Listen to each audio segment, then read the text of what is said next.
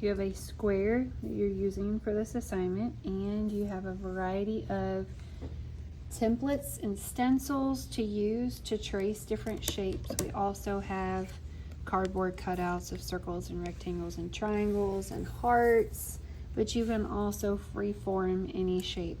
So you could trace whatever you want and have a variety of these shapes in different colors, some construction paper and some tissue paper, because you can see through the tissue paper and see a variety of overlapping options. Let's use a glue stick so that we don't have so much squishy glue, and hopefully we can get all the parts done to this. But you are gluing and overlapping whatever shapes you design and cut out. Mentors, it's going to probably be easier if you either help apply the glue on the shape if needed and have your friend stamp it down on the paper, or you could put some glue stick down on the paper and then have them stick it down. It gets a little trickier to do that though with this tissue paper, so we have to kind of assist and help with that. But place it all over the paper. You can make them run off of the paper. You can split the shapes into pieces so that you have segments like this. So this was a circle, but then I thought it would be interesting if I cut it up and make like puzzle pieces of this. It's almost like a hamburger now. So you're going through and adding a variety of shapes and lines, overlapping. You can also cut out strips. That would be a line. Peel that up a little bit. Try to have this overlapping. With the tissue paper, it is a little more fragile and delicate. We have to be softer, a little more gentle with our glue stick. And let's see if we can see through the tissue paper. You may have to apply a little bit more glue on it to get it to show up.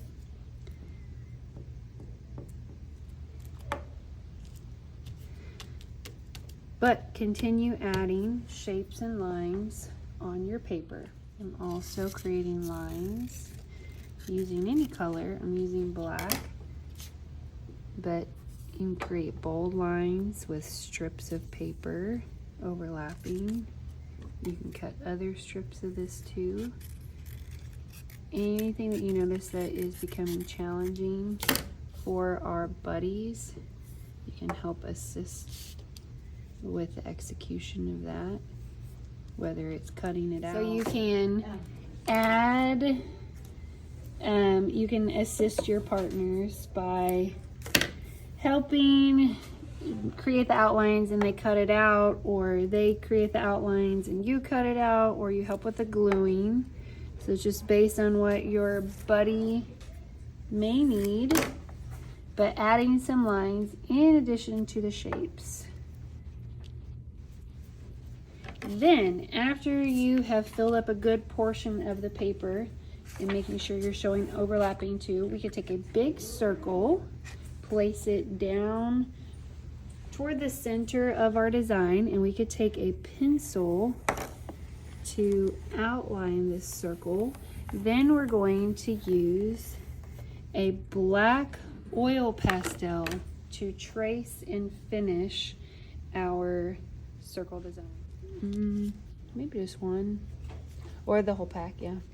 So then you are going over your black line or your pencil line with a bold oil pastel. What you have to be careful that I'm finding is that the glue stick on the edges, the glue that I put on, may make some of our tissue paper or construction paper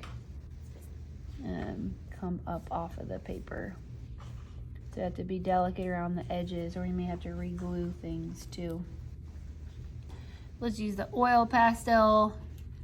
Otherwise, if we use paint, the students may get crazy with the paint and paint all over the place, and then we won't be able to see our shapes and lines.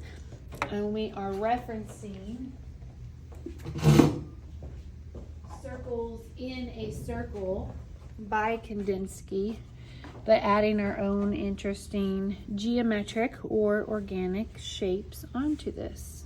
And that's kind of the final goal by the end of class.